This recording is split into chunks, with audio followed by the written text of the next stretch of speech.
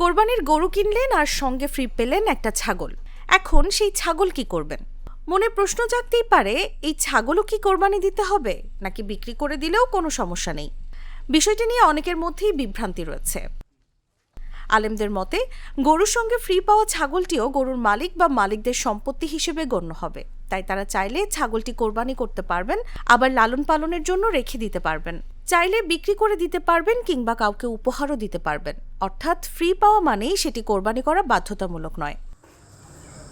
তবে ছাগলটি যদি কোরবানির উপযুক্ত বয়সের হয় তাহলে এটি দিয়ে একজনের পূর্ণ কোরবানি আদায় হবে। এটি গরুর অংশ হিসেবে গণ্য হবে না, অর্থাৎ গরুর 7 ভাগের মধ্যে এই ছাগল যুক্ত হবে না, বরং অন্য সাধারণ ছাগলের মতোই এটি দিয়ে আলাদাভাবে একজনের কোরবানি সম্পন্ন হবে।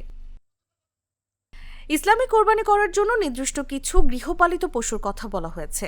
এগুলো হলো উট, গরু, মহিষ, ছাগল, ভেড়া ও দুম্বা। হরিণ, বন্য ছাগল বা নীল গায়ের মতো কিছু প্রাণীর মাংস খাওয়া হালাল হলেও সেগুলো দিয়ে কোরবানি করা জায়েজ নয়। কোরবানির পশুর বয়সের ক্ষেত্রেও নির্দিষ্ট নিয়ম রয়েছে।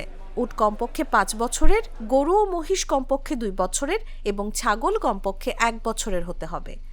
ভেড়া ও দুম্বাও সাধারণত 1 বছরের হতে হয়। তবে যদি ভেড়া বা দুম্বা 6 মাস বয়সী এমন হৃষ্টপুষ্ট হয় যে দেখতে 1 বছরের মতো মনে হয়, তাহলে সেটি দিয়েও কোরবানি করা জায়েজ।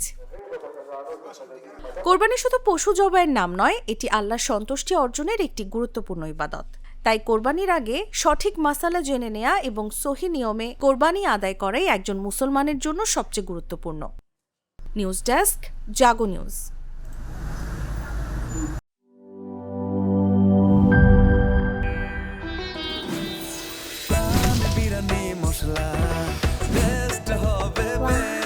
প্রাণ বিরিয়ানি মশলা, টেস্ট হবে বেস্ট। প্রাণ, জীবনের স্বাদ।